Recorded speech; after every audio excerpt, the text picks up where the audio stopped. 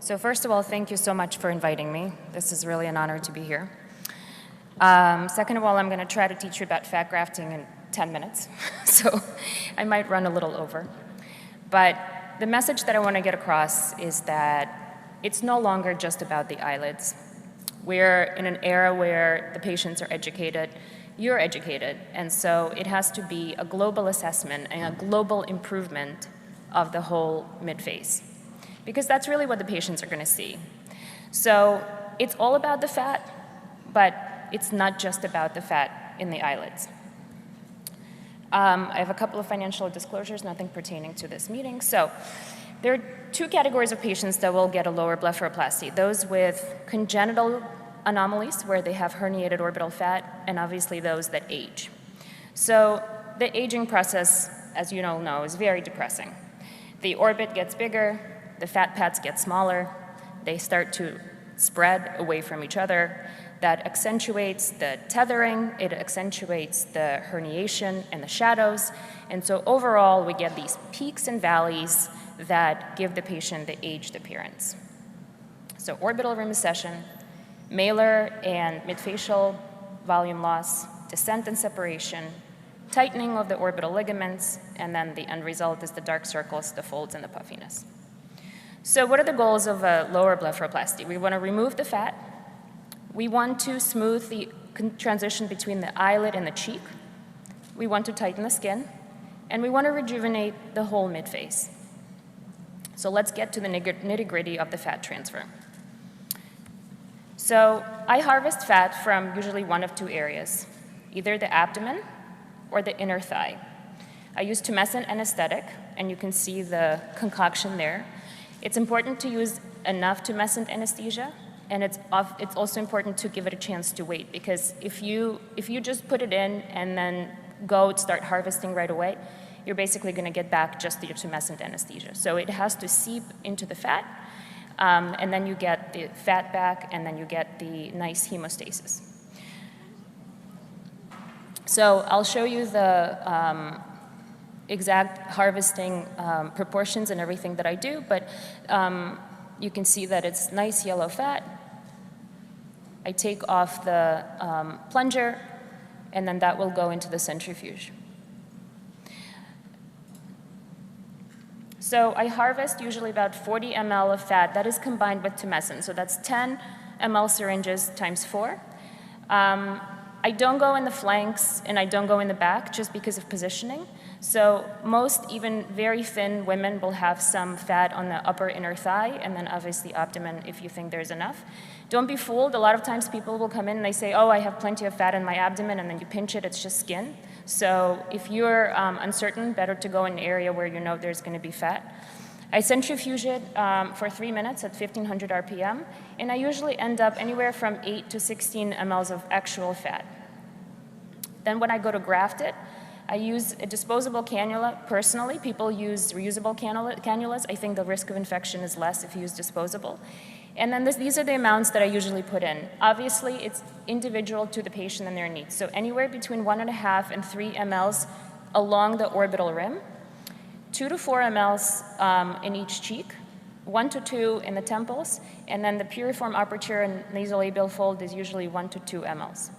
So I know there was a great talk on lower blepharoplasty. I'll give you a quick rundown of what I do. I start with the lateral fat pad, because that usually sits a little bit superior to the rest. So I find that when I can get that out, it separates kind of the anatomy of it.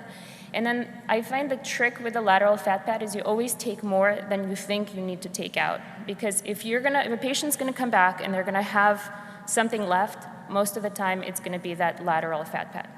So it's easy to find, it's right there. And then once that's done, then we go to the central.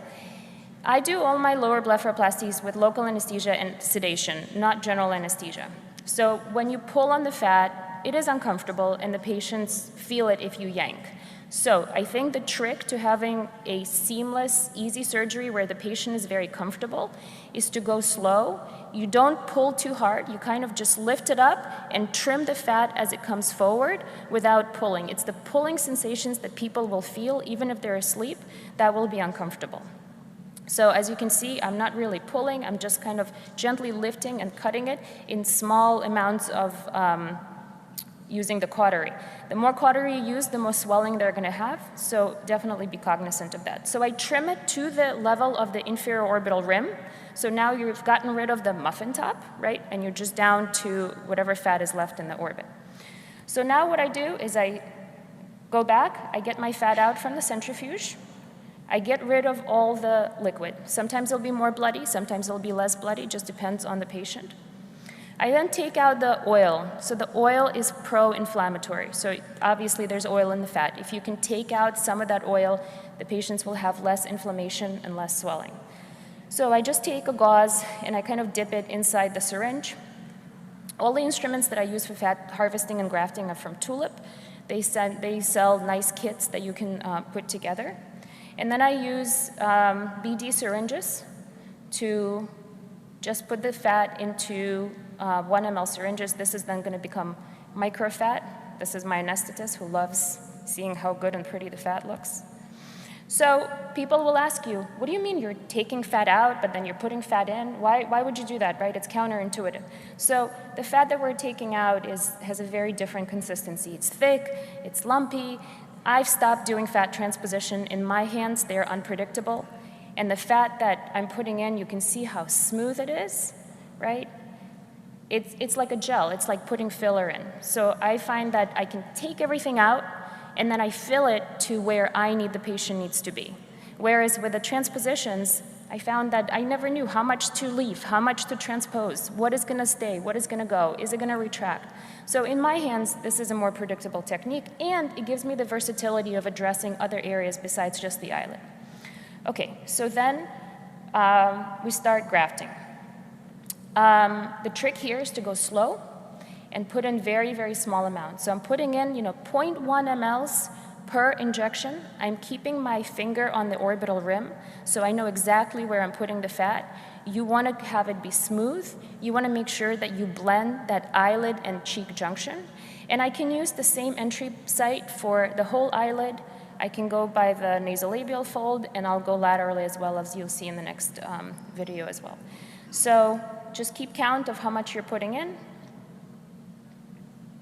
So this is another video, same technique, a little bit at a time. This can be a little bit uncomfortable when you first go in because you want to basically have the feeling of metal on bone. You want to be on bone. If you're not on bone, the fat is going to end up too superficial and it's going to look lumpy, and that's one of the things that can go wrong. You want to have that feeling of metal scraping on the bone. Again, finger on the rim, very, very small amounts.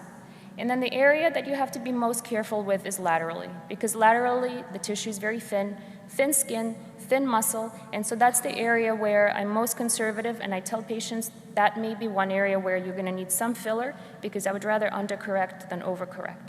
So that's what I'm doing there, just putting a very, very small amount, and then I'll go and treat her lateral cheek. So I'll show you a couple of examples. These are going to be my markings.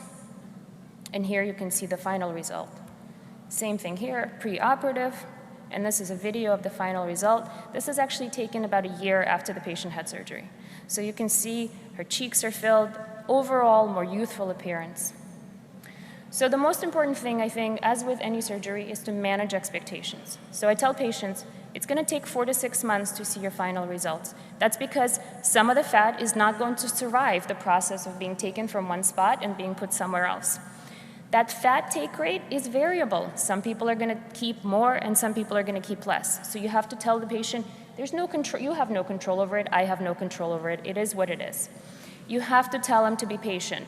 Patients will complain of being too full, dark circles, they look like they have pouches, they look like they have a ridge, it looks weird, all those things. There's a lot of hand-holding, you have to warn them ahead of time, and through the process that this is all swelling, it's going to look normal, you just have to wait. And always counsel about possible need of filler. They don't want to have the expectation that they're going to have this done and that's it, they'll never need filler again. If you're putting a lot of fat in their midface, you have to counsel them about weight gain or weight loss. If they lose a lot of weight, it's fat, it's going to disappear just as everything else. So what kind of issues can come up? Undercorrection. It's okay. As long as you've counseled them, you'd rather have undercorrection than overcorrection. Overcorrection usually comes not from the fact that you've really put in too much, but because it's too superficial. Be careful and be very conservative along the lateral orbital rim, as I mentioned to you, and patients that have very thin skin, because there's just less room for error. Harvest site complications are very rare. Make sure you put in enough tumescent in the abdomen. Make sure you stay superficial. Obviously, that cannula is blunt, but if you go in too deep, you can end up with a perforation of the intestine.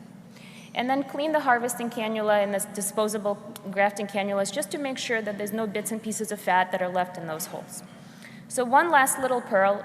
I don't know how many of you use this in their local or other anesthetic. Are people using this? Yes? No? Maybe? Some? Great. Okay. So if you're using it, you know this is amazing. And if you're not, maybe, if nothing else, you can take away this and your patients will have less bruising. This is tranexamic acid. It helps with bleeding and bruising. There is clinical data in orthopedic surgery and facelift surgery. This can be given IV as well.